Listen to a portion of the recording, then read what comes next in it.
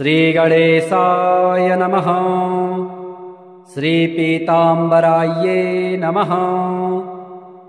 अथ श्री बगलामुखी शत्रुविनाशक कवचम्। श्रीदेव्युवाच नमस्ते संभवे तुभ्यं नमस्ते शशिशेखर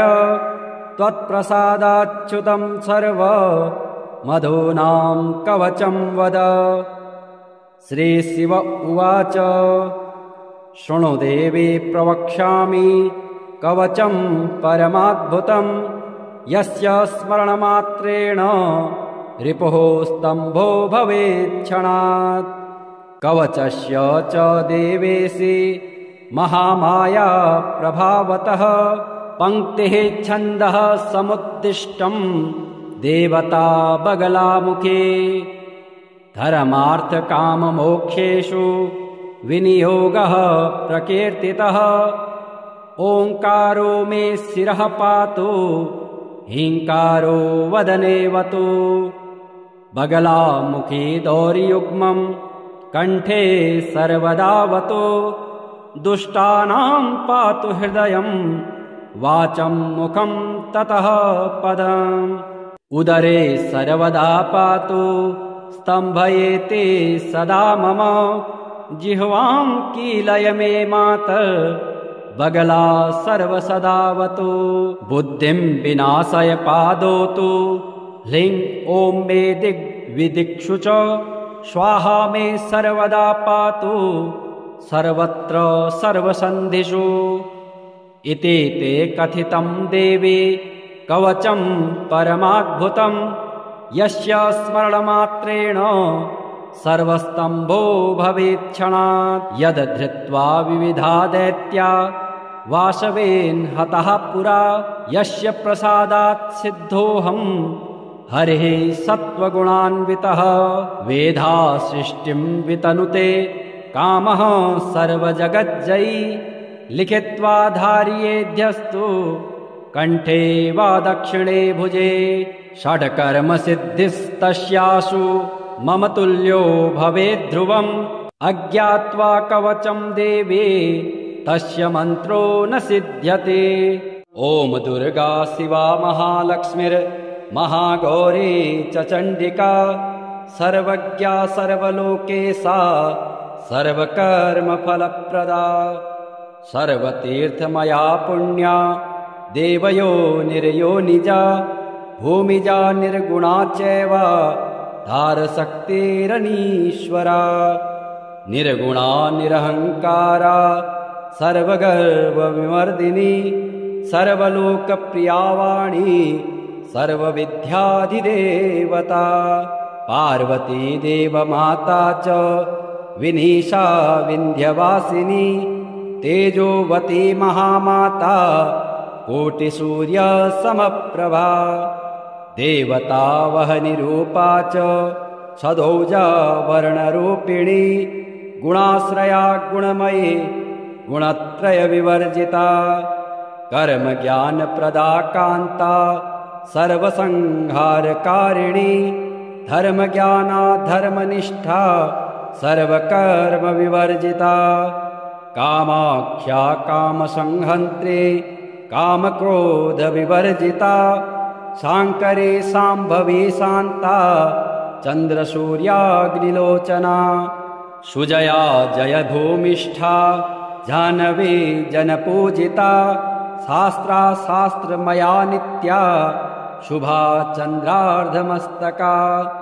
भारती भ्रामरी कल्पा कराली कृष्णपिंगला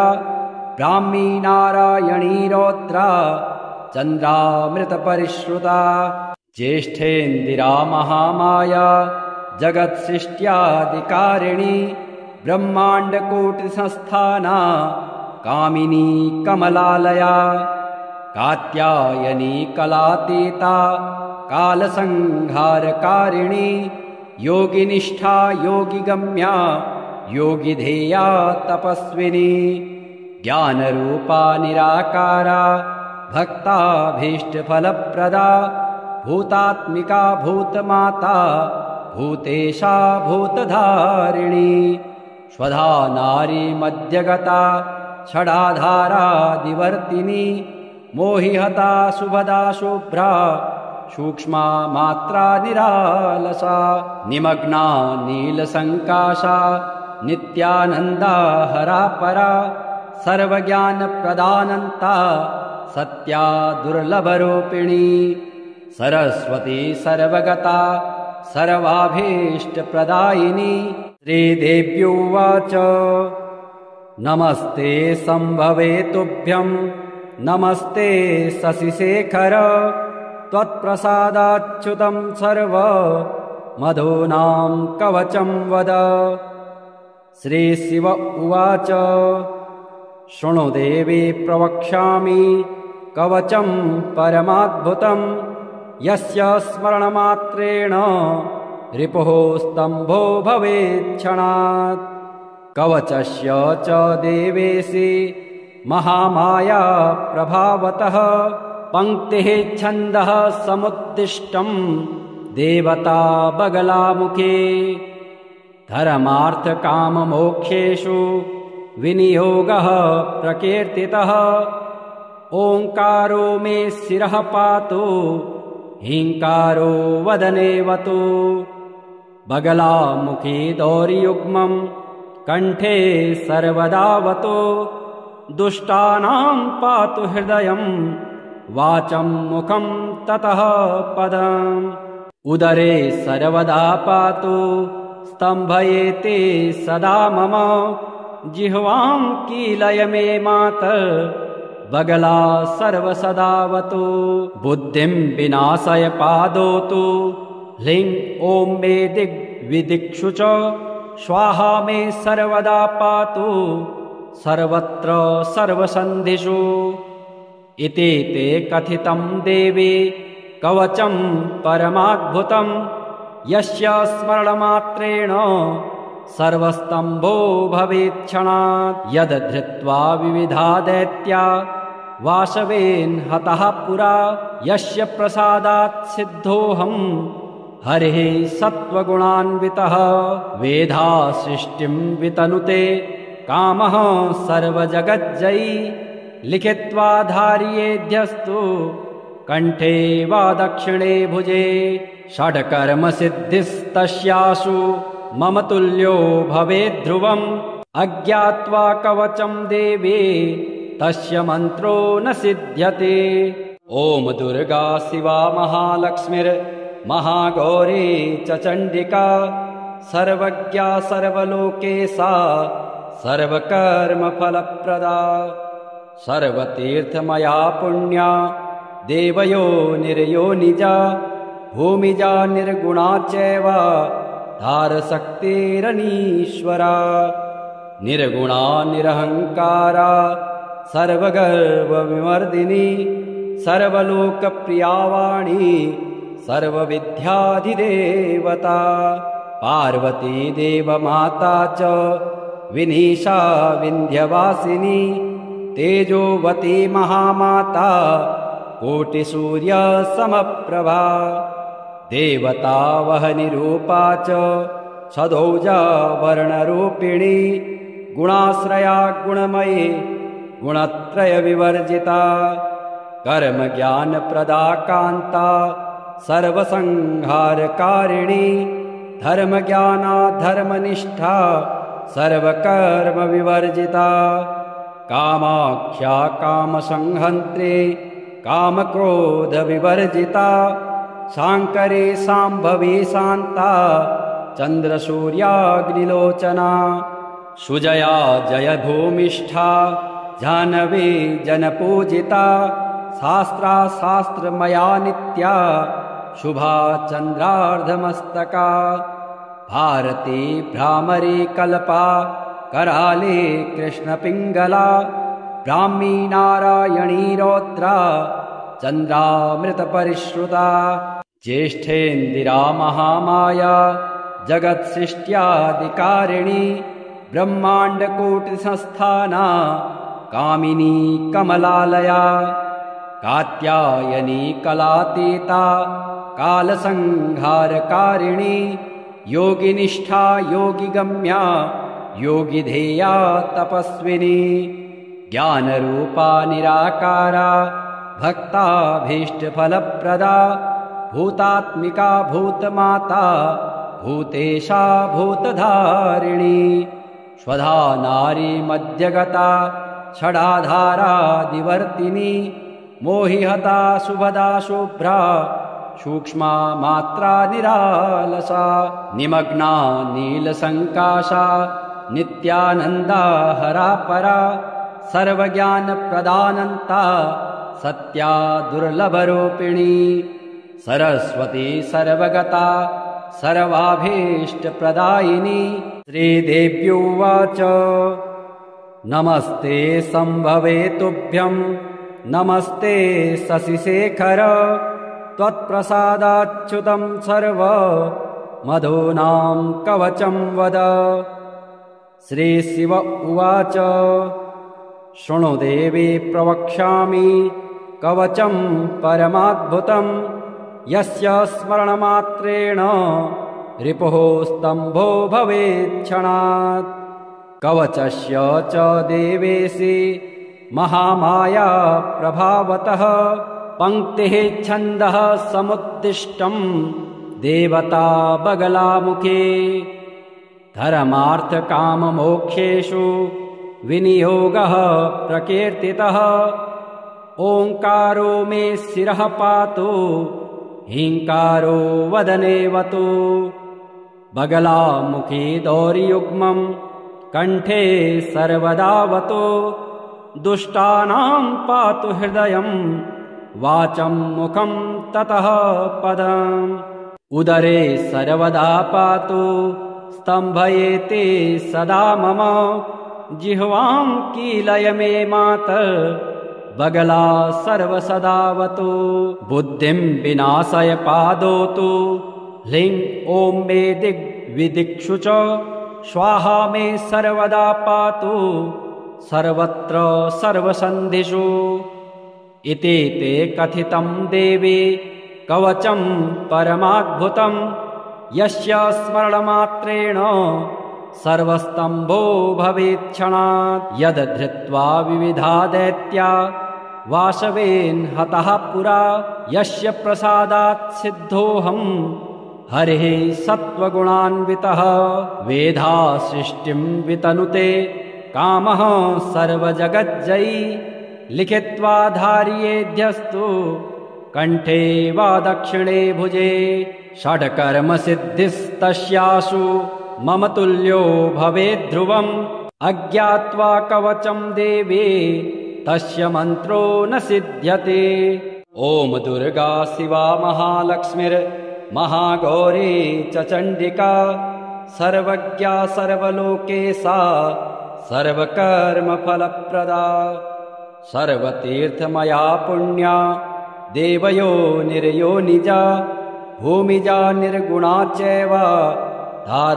धारशक्तिरनीश्वरा निर्गुणा निरहंकारा सर्वगर्वविमर्दिनी सर्वलोकप्रिया वाणी सर्वविद्याधिदेवता पार्वती देवमाता च विनीशा विन्ध्यवासिनी तेजोवती महामाता कोटिसूर्यसमप्रभा देवता वहनिरूपा च सदौजा वर्णरूपिणी गुणाश्रया गुणमयी गुणत्रयविवर्जिता कर्मज्ञानप्रदा कान्ता सर्वसंहारकारिणी धर्मज्ञानाधर्मनिष्ठा सर्वकर्मविवर्जिता कामाख्या कामसंहन्त्री कामक्रोधविवर्जिता शाङ्करी शाम्भवी शान्ता चन्द्रसूर्याग्निलोचना सुजया जयभूमिष्ठा जाह्नवी जनपूजिता शास्त्रा शास्त्रमया नित्या शुभा चन्द्रार्धमस्तका भारती भ्रामरी कल्पा कराली कृष्णपिङ्गला ब्राह्मी नारायणी रौद्रा चन्द्रामृतपरिश्रुता ज्येष्ठेन्दिरा महामाया जगत्सृष्ट्यादिकारिणी ब्रह्माण्डकोटिसंस्थाना कामिनी कमलालया कात्यायनी कलातीता कालसंहारकारिणी योगिनिष्ठा योगिगम्या योगिधेया तपस्विनी ज्ञानरूपा निराकारा भक्ताभीष्टफलप्रदा भूतात्मिका भूतमाता भूतेशा भूतधारिणी स्वधा नारी मध्यगता षडाधारादिवर्तिनी मोहिहता शुभदा शुभ्रा सूक्ष्मा मात्रा निरालसा निमग्ना नीलसङ्काशा नित्यानन्दा हरापरा सर्वज्ञानप्रदानन्ता सत्या दुर्लभरूपिणी सरस्वती सर्वगता सर्वाभीष्टप्रदायिनी श्रीदेव्युवाच नमस्ते सम्भवे तुभ्यं नमस्ते शशिशेखर त्वत्प्रसादाच्युतं सर्व मधूनां कवचं वद श्रीशिव उवाच शृणु देवी प्रवक्ष्यामि कवचं परमाद्भुतं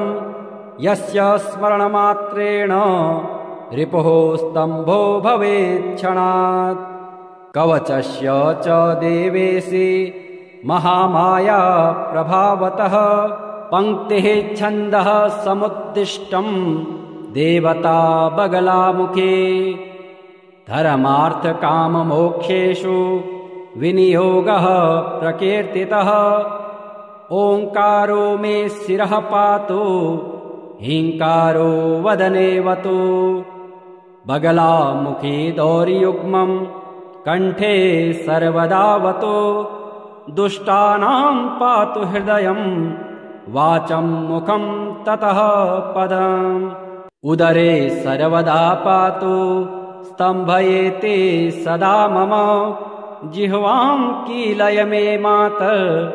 बगला सर्वसदावतु बुद्धिं विनाशय पादोतु ह्लीं ॐ मे दिग्विदिक्षु च स्वाहा मे सर्वदा पातु सर्वत्र सर्वसन्धिषु इति ते कथितं देवी कवचं परमाद्भुतं यस्य स्मरणमात्रेण सर्वस्तम्भो भवेच्छणात् यद् धृत्वा विविधा दैत्या वासवेन हतः पुरा यस्य प्रसादात् सिद्धोऽहं हरिः सत्त्वगुणान्वितः वेधा सृष्टिं वितनुते कामः सर्वजगज्जयी लिखित्वा धार्येध्यस्तु कंठे वा दक्षिणे भुजे षड्कर्मसिद्धिस्तस्यासु मम तुल्यो भवेद्ध्रुवम् अज्ञात्वा कवचं देवी तस्य मन्त्रो न सिद्ध्यते ओम दुर्गा शिवा महालक्ष्मीर्महागौरी च चण्डिका सर्वज्ञा सर्वलोकेशा सर्वकर्मफलप्रदा सर्वतीर्थमया पुण्या देवयो निर्योनिजा भूमिजा निर्गुणा चैव धारशक्तिरनीश्वरा निर्गुणा निरहंकारा सर्वगर्वविमर्दिनी सर्वलोकप्रिया वाणी सर्वविद्याधिदेवता पार्वती देवमाता च विनीशा विन्ध्यवासिनी तेजोवती महामाता कोटिसूर्यसमप्रभा देवता वहनिरूपा च सदौजा वर्णरूपिणी गुणाश्रया गुणमयी गुणत्रयविवर्जिता कर्मज्ञानप्रदा कान्ता सर्वसंहारकारिणी धर्मज्ञाना धर्मनिष्ठा सर्वकर्मविवर्जिता कामाख्या कामसंहन्त्री कामक्रोधविवर्जिता शाङ्करी शाम्भवी शान्ता चन्द्रसूर्याग्निलोचना सुजया जयभूमिष्ठा जाह्नवी जनपूजिता शास्त्रा शास्त्रमया नित्या शुभा चन्द्रार्धमस्तका भारती भ्रामरी कल्पा कराले कृष्णपिङ्गला ब्राह्मी नारायणी रौद्रा चन्द्रामृतपरिश्रुता ज्येष्ठेन्दिरा महामाया जगत्सृष्ट्यादिकारिणी ब्रह्माण्डकोटिसंस्थाना कामिनी कमलालया कात्यायनी कलातीता कालसंहारकारिणी योगिनिष्ठा योगिगम्या योगिधेया तपस्विनी ज्ञानरूपा निराकारा भक्ताभीष्टफलप्रदा भूतात्मिका भूतमाता भूतेशा भूतधारिणी स्वधा नारी मध्यगता षडाधारादिवर्तिनी मोहिहता शुभदा शुभ्रा सूक्ष्मा मात्रा निरालसा निमग्ना नीलसङ्काशा नित्यानन्दा हरापरा सर्वज्ञानप्रदानन्ता सत्या दुर्लभरूपिणी सरस्वती सर्वगता सर्वाभीष्टप्रदायिनी श्रीदेव्युवाच नमस्ते सम्भवे तुभ्यं नमस्ते शशिशेखर त्वत्प्रसादाच्युतं सर्व मधूनां कवचं वद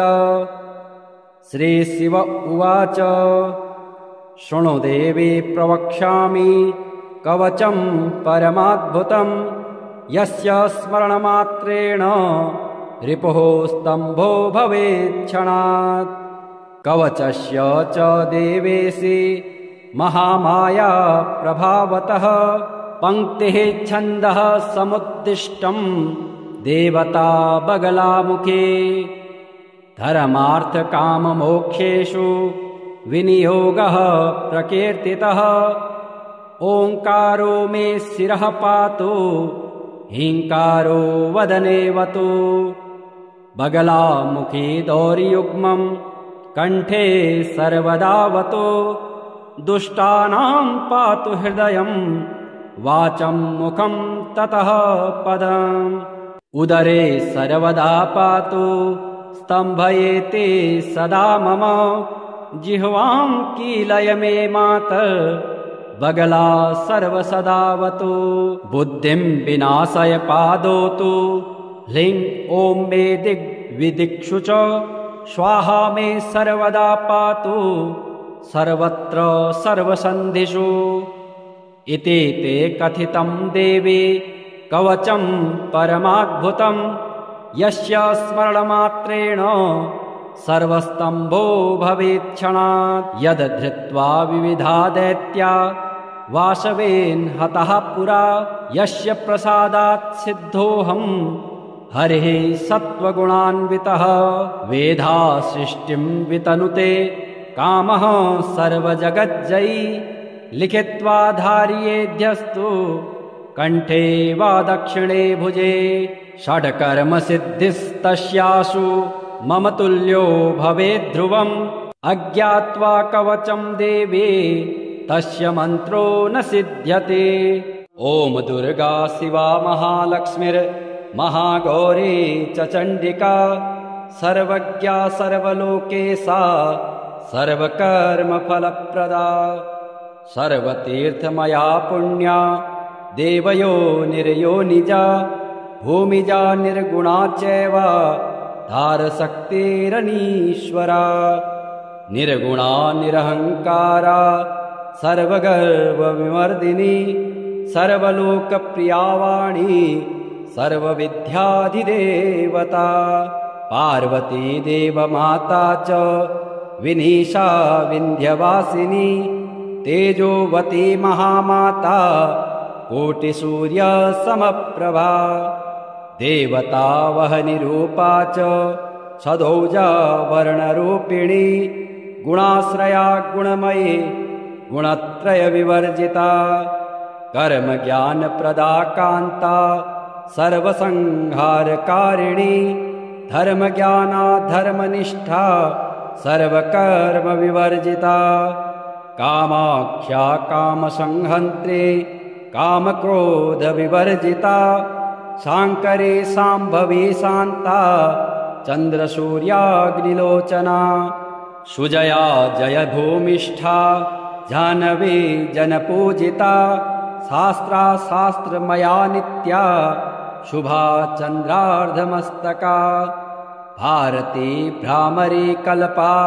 कराले कृष्णपिङ्गला ब्राह्मी नारायणी रौद्रा चन्द्रामृतपरिश्रुता ज्येष्ठेन्दिरा महामाया जगत्सृष्ट्यादिकारिणी ब्रह्माण्डकोटिसंस्थाना कामिनी कमलालया कात्यायनी कलातीता कालसंहारकारिणी योगिनिष्ठा योगिगम्या योगिधेया तपस्विनी ज्ञानरूपा निराकारा भक्ताभीष्टफलप्रदा भूतात्मिका भूतमाता भूतेशा भूतधारिणी स्वधा नारी मध्यगता षडाधारादिवर्तिनी मोहिहता शुभदा शुभ्रा सूक्ष्मा मात्रा निरालसा निमग्ना नीलसङ्काशा नित्यानन्दा हरापरा सर्वज्ञानप्रदानन्ता सत्या दुर्लभरूपिणी सरस्वती सर्वगता सर्वाभीष्टप्रदायिनी श्रीदेव्युवाच नमस्ते सम्भवे तुभ्यं नमस्ते शशिशेखर त्वत्प्रसादाच्युतं सर्व मधूनां कवचं वद श्रीशिव उवाच शृणु देवी प्रवक्ष्यामि कवचं परमाद्भुतं यस्य स्मरणमात्रेण रिपुः स्तम्भो भवेच्छणात् कवचस्य च देवेशि महामाया प्रभावतः पंक्तिः छन्दः समुद्दिष्टं देवता बगलामुखे धर्मार्थकाममोक्षेषु विनियोगः प्रकीर्तितः ओंकारो मे शिरः पातु हींकारो वदनेवतु बगलामुखी दौर्युग्मं कंठे सर्वदावतु दुष्टानां पातु हृदयं वाचं मुखं ततः पदम् उदरे सर्वदा पातु स्तम्भयेते सदा मम जिह्वां कीलय मे मातर् बगला सर्वसदावतु बुद्धिं विनाशय पादोतु ह्लीं ॐ मे दिग्विदिक्षु च स्वाहा मे सर्वदा पातु सर्वत्र सर्वसन्धिषु इति ते कथितं देवी कवचं परमाद्भुतं यस्य स्मरणमात्रेण सर्वस्तम्भो भवेच्छणात् यद् धृत्वा विविधा दैत्या वासवेन हतः पुरा यस्य प्रसादात् सिद्धोऽहं हरिः सत्त्वगुणान्वितः वेधा सृष्टिं वितनुते कामः सर्वजगज्जयी लिखित्वा धार्येध्यस्तु कंठे वा दक्षिणे भुजे षड्कर्मसिद्धिस्तस्यासु मम तुल्यो भवेत् ध्रुवम्